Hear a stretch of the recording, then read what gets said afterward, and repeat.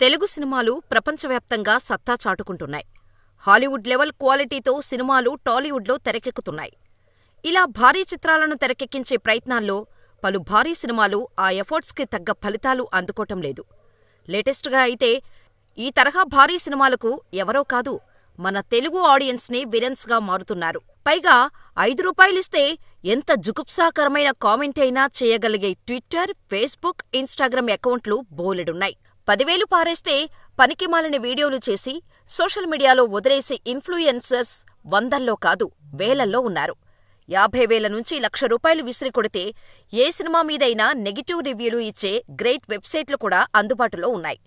ఇటువంటి వెబ్సైట్స్ వల్ల డబ్బుకు అమ్ముడుపోయిన ఇన్ఫ్లుయెన్సర్స్, రివ్యూ రైటర్స్ వల్ల ఫ్యామిలీ ఆడియన్స్, కొన్ని వర్గాల ఆడియన్స్ వాంటెడ్ నెగిటివిటీని చూసి సినిమా చూడకుండానే సినిమా బాలేదు అని ప్రచారం చేయటంతో అనేక సినిమాలు డిజాస్టర్ అవుతున్నాయి.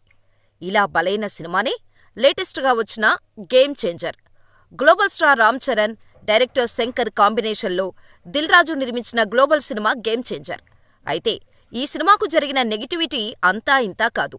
థియేటర్స్లో సినిమా రిలీజ్ అయిన రోజునే సినిమా ఫుల్ క్లారిటీ ప్రింట్ ఆన్లైన్లో దర్శనమివ్వటం, నెగిటివ్ రివ్యూస్ వల్ల గేమ్ చేంజర్కి భారీ నష్టాలు వచ్చి డిజాస్టర్ అయింది. ఈ సినిమా డిజాస్టర్ అవటానికి వెనక పెద్ద కుట్ర జరిగిందని ప్రస్తుతం సోషల్ మీడియాలో ప్రచారం జరుగుతుంది. అసలు గేమ్ చేంజర్ ఎందుకు డిజాస్టర్ అయింది? గేమ్ చేంజర్ ఫ్లాప్ కోసం కృషి చేసింది ఎవరు? కావాలనే గేమ్ చేంజర్ని తొక్కేశారా? సినిమా ఫ్లాప్ గురించి శంకర్, రామ్ చరణ్ ఏమంటున్నారు? గేమ్ చేంజర్ ఫెయిల్యూర్కి ప్రధాన కారణాలేంటో తెలుసుకుందాం. వాస్తవంగా చెప్పుకోవాలంటే డైరెక్టర్ శంకర్ గత చిత్రాలతో పోలిస్తే గేమ్ చేంజర్ బాగానే ఉంది. ఈ విషయాన్ని ఆడియన్స్ కూడా ఒప్పుకున్నారు.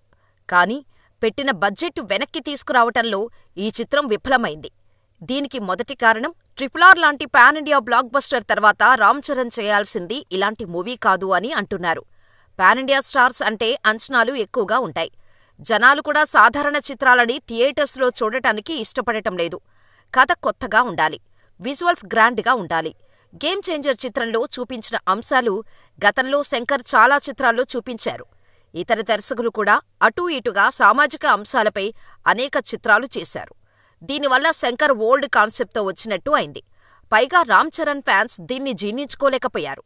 ఎందుకంటే రామ్ చరణ్ అభిమానులు చరణ్ నుంచి ఆశిస్తుంది ఇది కాదు.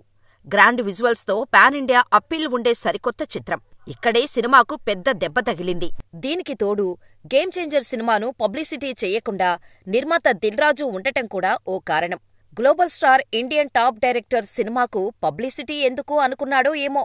సంక్రాంతికి వస్తున్న సినిమాకు నేరుగా పాల్గొని మరీ ప్రమోషన్స్ చేసిన దిల్ రాజు గేమ్ చేంజర్ని మాత్రం పట్టించుకోకుండా వదిలేశాడు. పబ్లిసిటీ చేసి ఉంటే గేమ్ చేంజర్ రిజల్ట్ మరొకలా ఉండేది. కనీసం నెగిటివ్ ప్రచారం చేసే రివ్యూవర్స్, సోషల్ మీడియా పోస్టుల నుంచి ఎంతో కొంత తప్పించుకునే ఛాన్స్ ఉండేది. దీనికి తోడు ఈ సినిమాకి టాక్ లేకుండా కేవలం ఆన్లైన్ ప్రచారంతోనే భారీ ఎత్తున కుట్ర జరగటం, రిలీజ్ రోజే ఫుల్ క్లారిటీ కలిగిన ప్రింట్ లీక్ చేసి గేమ్ చేంజర్ని టార్గెట్ చేయటంలో కొందరు సక్సెస్ అయ్యారు. ఇలా థియేటర్స్లోకి ఎవరినీ రానివ్వకుండా చేశారు. ఇలా సినిమాకు డిజాస్టర్ టాక్ రానప్పటికీ సినిమాను ఆ దిశగా తీసుకెళ్లారు. ఇక్కడ అసలైన షాకింగ్ విషయమేంటంటే ఇలా గేమ్ చేంజర్ని డిజాస్టర్ చేయటానికి 4 కోట్లు ఖర్చు చేశారట. ఆ 4 కోట్లు ఖర్చు చేసిందెవరు? అంటే ఒక వ్యక్తి కాదట. కొందరు ఓ సిండికేటుగా ఏర్పడి వ్యక్తిగత అక్కసుతో విడివిడిగా గేమ్ చేంజర్ మీద దాడి చేసి 4 కోట్లు ఖర్చు పెట్టారనే ప్రచారం సోషల్ మీడియాలో జరుగుతుంది. ఇది కాకుండా రాజకీయ కోణంలో, కులం కోణంలో గేమ్ చేంజర్ మీద చిమ్మిన విషాన్ని డబ్బుల్లో లెక్కేస్తే అది ఇంకో 5-6 కోట్ల రూపాయలపైనే ఉండొచ్చన్నది ఓ అంచనా కూడా సోషల్ మీడియాలో ట్రెండ్ అవుతుంది. ఈ చిత్రానికి దిల్ రాజు తన కెరీర్లోనే ఏ సినిమాకీ పెట్టని రేంజ్ భారీ బడ్జెట్, 400 కోట్లకు పైగా బడ్జెట్తో తెరకెక్కించాడు. ఇలాంటి సినిమాను కేవలం 4 కోట్ల ఖర్చుతో చంపేశారు అంటూ కొత్త ట్విస్ట్ ఇప్పుడు బయటకు రావటం అందరూ షాక్ అవుతున్నారు. అయితే ఇద్దరు యంగ్ హీరోలు, అది కూడా స్టార్ హీరోలు, వ్యక్తిగత ద్వేషంతో గేమ్ చేంజర్ సినిమాకు వ్యతిరేకంగా విషం చిమ్మే ముఠాకి ఆర్థిక సాయం చేశారని, ఆ హీరోల PR టీమ్స్ ఈ మొత్తం కథ నడిపించాయనే టాక్ వినిపిస్తోంది.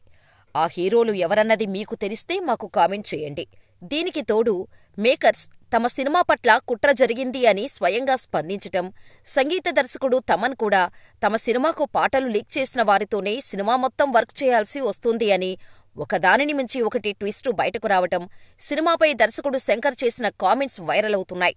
శంకర్ చేసిన కామెంట్స్తో మెగా ఫ్యాన్స్ శంకర్పై ఫైర్ అవుతున్నారు.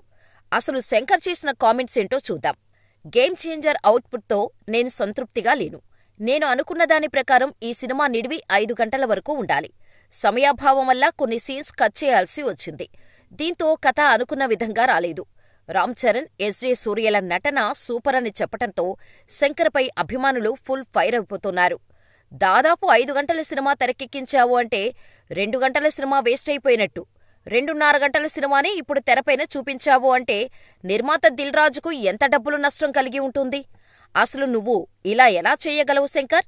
ఇన్ని సినిమాలను డైరెక్ట్ చేసిన ఎక్స్పీరియన్స్ నీకుంటుంది కదా, మరి ఆ ఎక్స్పీరియన్స్ ఎలా పోయింది అంటూ ఫైర్ అయిపోతున్నారు.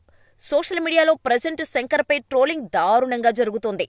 మరోవైపు కొందరు గేమ్ చేంజర్ సినిమా ఫ్లాప్ అవటానికి కారణం శంకర్ మాత్రమే కాదు, తమన్ కూడా అంటూ కొంతమంది జనాలు ఘాటుగా స్పందిస్తున్నారు.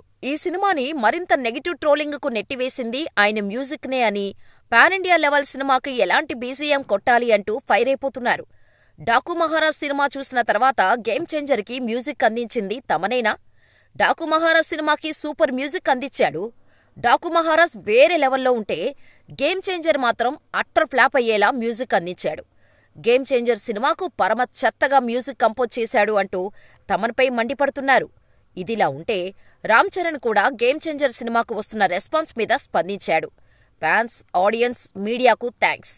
ఈ సంక్రాంతి నాకు ఎంతో ఆనందంగా, సంతోషంగా అనిపిస్తోంది. గేమ్ చేంజర్ కోసం మేం చేసిన హార్డ్ వర్క్కి మంచి ఫలితం వచ్చింది. సినిమాకు పనిచేసిన ప్రతి ఒక్కరికి ఆల్ ది బెస్ట్. మీ ప్రేమ నాకు అండ, అదే నాకు ప్రపంచం. మీడియా ఇచ్చిన ప్రోత్సాహం, మంచి రివ్యూలు ఈ మూవీ సక్సెస్లో భాగమయ్యాయి. మనం కొత్త ఏడాదికి స్వాగతం పలికాం. పాజిటివిటీతో ముందుకు వెళ్దాం. మీ అందరినీ గర్వపడేలా మున్ముందు మంచి చిత్రాలతో వస్తాను. నాకు గేమ్ చేంజర్ ఎంతో ప్రత్యేకం. నాపై ప్రేమను కురిపించిన వారందరికీ థ్యాంక్స్. అందరికీ సంక్రాంతి శుభాకాంక్షలు. సినిమాలో నటించి ఈ అవకాశం ఇచ్చినందుకు శంకర్ సార్కి థ్యాంక్స్ అని రామ్ చరణ్ పోస్ట్ చేశాడు. ఈ పోస్ట్తో ఇండైరెక్ట్గా సినిమాపై తప్పుడు ప్రచారం చేసిన వారికి కౌంటర్ ఇచ్చాడు రామ్ చరణ్.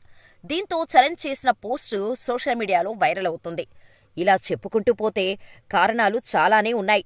అయితే గేమ్ చేంజర్ మీద నెగిటివిటీని తీసుకురావడం వెనుక కరెన్సీ నోట్లు గట్టిగానే ఖర్చయ్యాయట. వేలల్లో కాదు, లక్షల్లో వెదజల్లి మరీ గేమ్ చేంజర్కు వ్యతిరేకంగా ట్వీట్లు, ఫేస్బుక్ కామెంట్లు, ట్వీట్ రివ్యూలు, ఫేక్ కలెక్షన్ రిపోర్టులు, థియేటర్ల దగ్గర గేమ్ చేంజర్కు వ్యతిరేకంగా మాట్లాడేలా పెయిడ్ కూలీలతో, వీడియోలతో కథ నడిపించారనే టాక్. ఇలా చెప్పుకుంటూ పోతే గేమ్ చేంజర్ డిజాస్టర్ వెనుక చాలా కథ నడిచింది. ఇదంతా చిత్ర నిర్మాత దిల్ రాజుకు తెలీదా? తెలిసి ఆయన ఏమీ చేయలేని పరిస్థితుల్లో ఉన్నాడా? సంగీత దర్శకుడు తమన్, మన సినిమాను మనమే చంపేసుకుంటున్నాం, అసలు మనం మనుషులమేనా అని ప్రశ్నించాడంటే గేమ్ చేంజర్ సినిమాకు వెన్నుపోటు పొడిచింది లోపలి వ్యక్తులే అని అర్థమైపోయట్లా? లోపలి వ్యక్తుల సహాయ సహకారాలతో బయట వ్యక్తులు చెలరేగిపోయారు. చివరికి ఏం జరిగినా గేమ్ చేంజర్ వల్ల కొన్ని వెబ్సైట్లు ఆర్థికంగా లాభపడ్డాయి. కొన్ని ట్విట్టర్ అకౌంట్లు పండుగ చేసుకున్నాయి. ఇన్ఫ్లుయెన్సర్సు ఖుషీ అయ్యారు. కొందరు రాజకీయ నాయకులు పైశాచిక ఆనందం పొందారు. ఇలా గేమ్ చేంజర్ వాంటెడ్గా తొక్కేశారని చెప్పక తప్పదు.